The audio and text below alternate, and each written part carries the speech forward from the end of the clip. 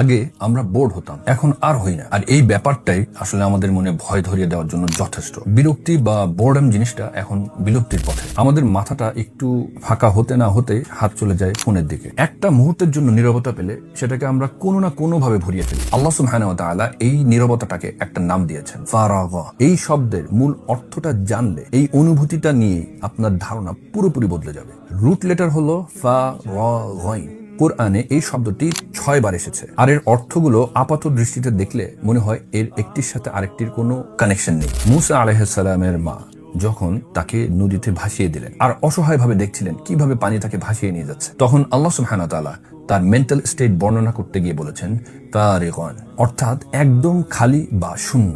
সন্তান ছাড়া বাকি সবকিছু থেকে তার মন তখন পুরোপুরি ফাঁকা হয়ে গিয়েছিল। তালুত ও তার দলের বিশ্বাসীরা যখন জালুত এবং তার বিশাল বাহিনীর মুখোমুখি হয়েছিলেন, তখন তারা একই রুট ওয়ার্ড ব্যবহার করে আল্লাহ সুবহানাহু ওয়া তাআলার কাছে দোয়া করেছিলেন, রব্বানা আফরিগ আলাইনা সবরান, হে আমাদের রব, আমাদের উপর ধৈর্য ঢেলে দিন। আফরিগ মানে ঢেলে দেওয়া। নাও লেটস থিংক, যে রুট থেকে শূন্যতা আসে সেই একই রুট থেকে আসে ঢেলে দেওয়া। এই কানেকশনটাই বেশিরভাগ মানুষ ধরতে পারে না। ফারাগ অর্থাৎ শূন্যতা এবং ইফরাল অর্থাৎ ঢেলে দেওয়া, দুটো শব্দই একই মূল ধাতু থেকে আসা। কারণ ইন আরবিক একটা পাত্রকে কেবল তখনই কোনো কিছু দিয়ে পূর্ণ করা যায় যখন সেটা আগে খালি করা হয়। আর এই শূন্যতা কোনো সমস্যা না, বরং এটা নতুন কিছু পাওয়ার পূর্ব শর্ত। আর এর পরপরই আসে সেই আয়াত যা এই পুরো বিষয়টাকে এক সুতোয় বেঁধে ফেলে। ফাইযা ফারাগতা ফানসাব, অতএব তুমি যখনই অবসর পাও অর্থাৎ খালি হও তখনই ইবাদতে আত্মনিয়োগ করো। আল্লাহ সুবহানাহু ওয়া তাআলা সরাসরি রাসূলুল্লাহ সাল্লাল্লাহু আলাইহি সাল্লামকে এই ফারাগ বা শূন্যতার মুহূর্তটি নিয়ে কথা বলছিলেন। সেই ফাঁকা মুহূর্ত যখন করার মতো কোনো কাজ থাকে না, কিন্তু আল্লাহর নির্দেশটা এমন ছিল না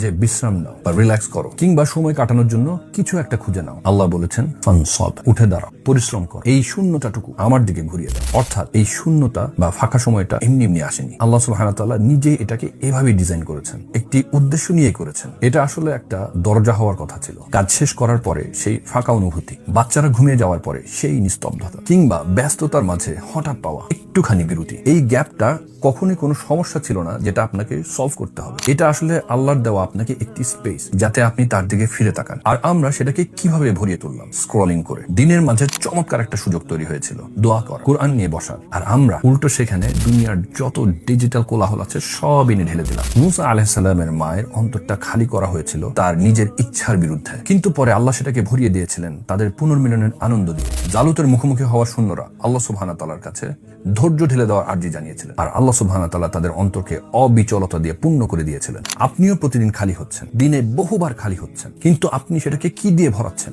অর্থহীন একটা শূন্যতা দিয়ে। ফারাগ মানে কেবল বোর হওয়া বা অলস সময় কাটানো কখনো